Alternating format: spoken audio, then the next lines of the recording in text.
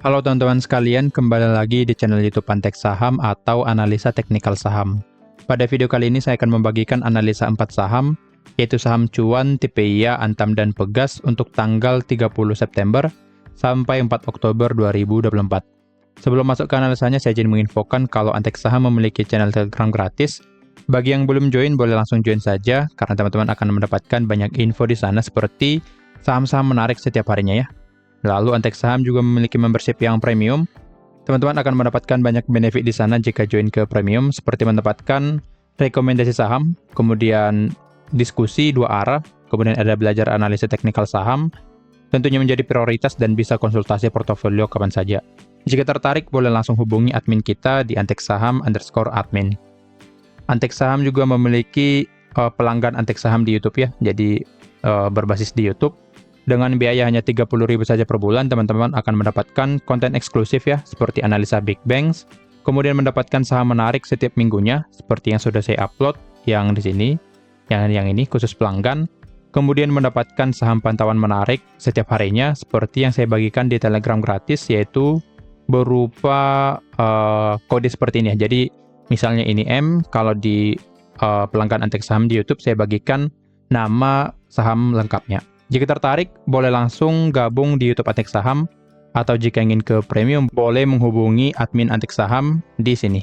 Oke, jadi klik saja tombol pin message di sini, lalu klik Antek Saham_admin, atau boleh menghubungi melalui link yang ada di deskripsi.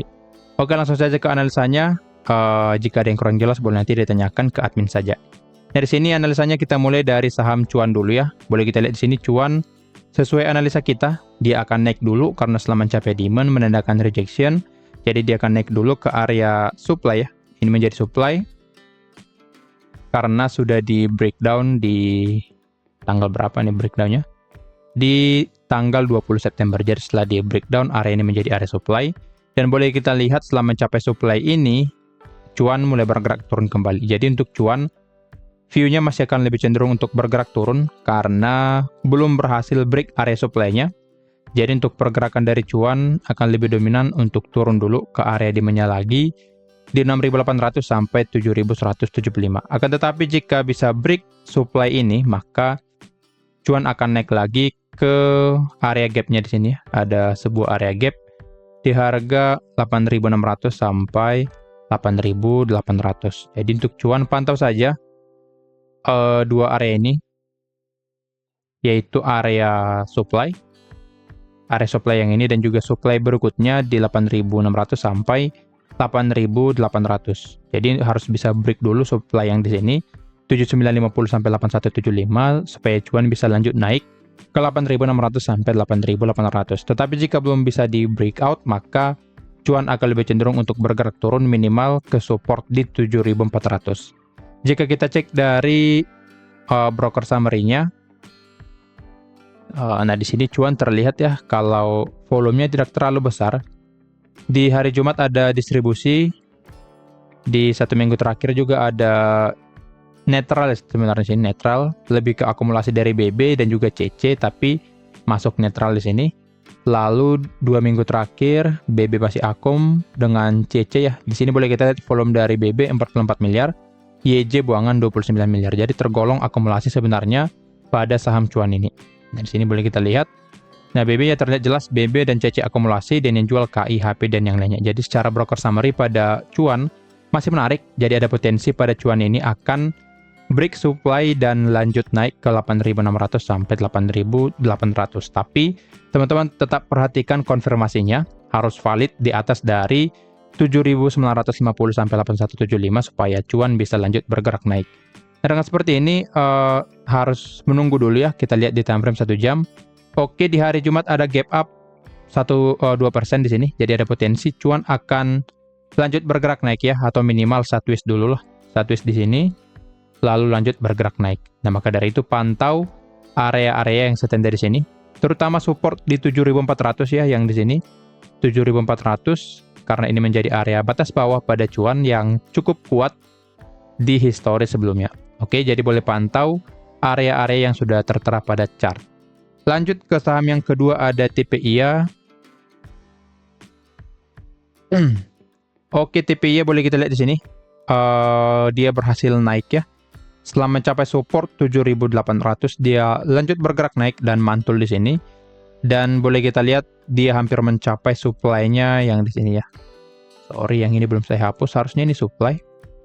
Karena sudah di breakdown, jadi sebelumnya merupakan demand. Karena sudah di breakdown menjadi supply. Jadi untuk TPY ini, view saya akan cenderung turun. Karena sudah langsung naik ya ke area supply-nya, jadi ada potensi dia akan turun ke demand yang di sini.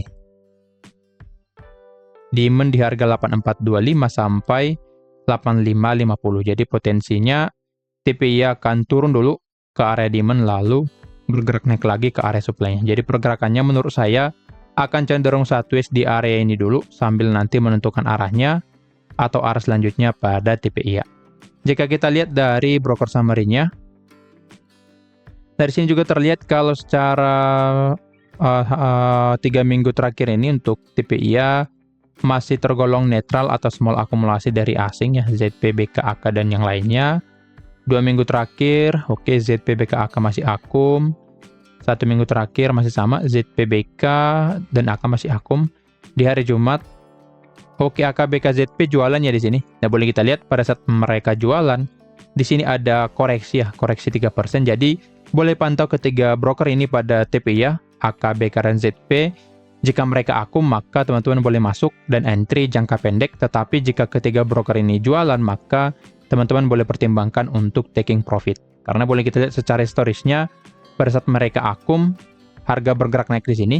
Tapi pas di hari Jumat mereka jualan, saham TPY boleh bergerak turun di sini sekitar 3%. Jadi untuk TPY pantau ketiga broker tersebut. Nah, karena mereka masih jualan, maka ada potensi TPY seperti yang tadi akan turun dulu, lalu akan bergerak naik kembali ke area supply-nya. Jadi boleh pantau kedua area ini, area supply 9.200 sampai 9.350 dan juga demand 8425 sampai 8550. Kemungkinan pergerakan dari TPY akan sideways di area ini.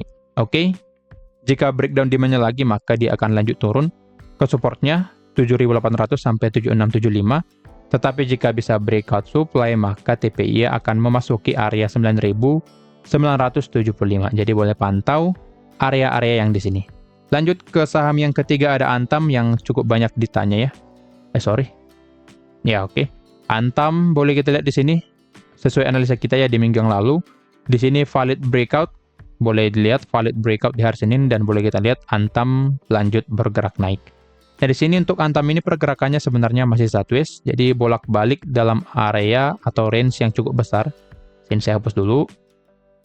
Jadi untuk Antam ini ada potensi memasuki area supply-nya di 1490 sampai 1530. Jadi potensi pada Antam akan memasuki area ini, masuk ke area ini lalu bergerak turun kembali.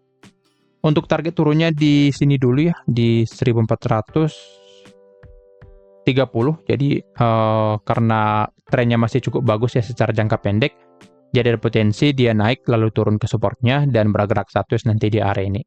Tetapi jika bisa break area supply ini, maka Antam akan memasuki area 1600 sampai 1700. Jadi boleh pantau area supply ini karena memang cukup krusial ya untuk area ini. Jika bisa di breakout, maka Antam akan memasuki area yang di sini 1640 sampai ke sini dulu ya, terlalu atas kalau 1800 sampai 1775. Oke.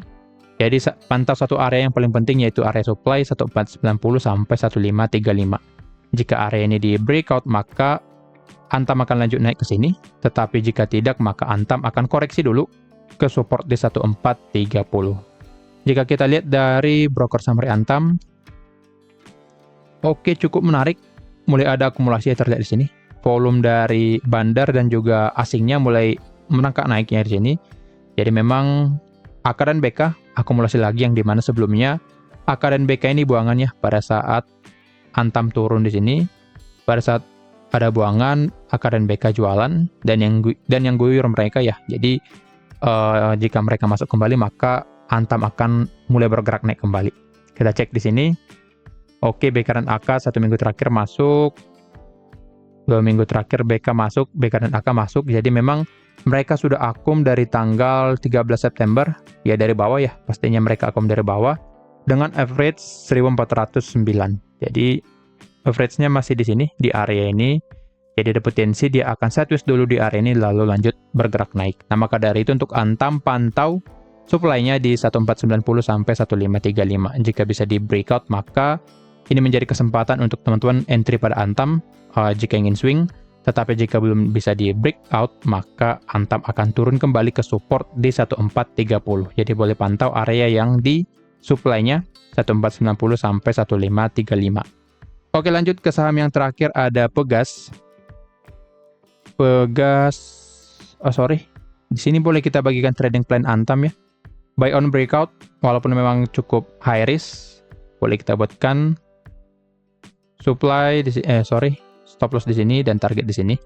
Nah, boleh kita lihat kita akan mendapatkan risk reward ratio 1:1, potensi profit dan loss 5,81%, targetnya di 1640. Entry-nya di 1550 dan stop loss-nya di 1460. Jadi jika ingin buy on breakout pada Antam, boleh tunggu valid breakout dulu, dan jika sudah valid, maka teman-teman boleh entry menggunakan trading plan yang ada di sini. Disclaimer on ya, tetap juga disclaimer on karena secara trennya masih dalam pergerakan downtrend, jadi sebaiknya tunggu dia valid breakout area supply 1490 sampai 1535. Jika valid, maka teman-teman boleh entry menggunakan trading plan yang saya bagikan di sini. Oke, lanjut ke saham yang keempat atau yang terakhir, ada Pegas. Oke, untuk Pegas view-nya masih sama, masih akan turun, dan di sini boleh kita lihat resisten di 1505 tidak mampu di breakout, yang berarti Pegas ini akan lanjut bergerak turun, langsung bergerak turun ya. Jadi dia tidak akan retest lagi ke area supply yang di sini. Jadi dia akan cenderung turun ke 1390, lalu ke sini 1355. Jadi yang punya barang di Pegas sebaiknya lebih baik menurut saya dibuang dulu ya, karena ada potensi dia lanjut bergerak turun. Jika kita cek dari broker summary-nya, oke, cukup bagus ya di sini. 2 minggu terakhir ada akumulasi dari BKDH dan yang lainnya. 1 minggu terakhir ada buangan dari ZP. Di hari Jumat ZP akumulasi ya di sini. Jika kita lihat tadi ZP buangan 1 minggu, dan di hari Jumat ZP masuk lagi. Jadi ada potensi sebenarnya rebound lagi pada Pegas karena ZP-nya akumulasi. Tapi yang perlu diperhatikan yaitu GR, karena GR ini punya barang cukup banyak di Pegas ini ya. Boleh kita lihat GR masih akumulasi, dan sini ZP buangan, dan secara indikator memang kurang menarik ya. Jadi saran saya jika belum punya barang sebaiknya jangan masuk pada Pegas, lebih baik masuk ke Antam ya, karena lebih bagus secara broker summary dan juga teknikalnya. Jadi yang punya barang pada Pegas boleh pantau saja support di sini ya, support terdekat di 1450. Jika support ini di breakdown maka sebaiknya buang, tetapi jika belum di breakdown maka boleh hold sambil average down. Oke. Jadi boleh pantau support di 1450 untuk Pegas. Jika di breakdown maka sebaiknya buang, tetapi jika belum maka Pegas akan naik lagi ke area supply-nya di sini. Oke. Tidak terlalu menarik karena dia baru patah tren, jadi lebih berpotensi untuk bergerak turun. Nah, kira-kira begitu analisanya. Disclaimer on kalau analisa ini merupakan pandangan saya pribadi, bukan ajakan untuk melakukan pembelian atau penjualan pada saham-saham tersebut. Ingat, jika ingin bergabung ke Premium boleh menghubungi admin kita melalui link yang ada di deskripsi. Sekian dari saya, terima kasih.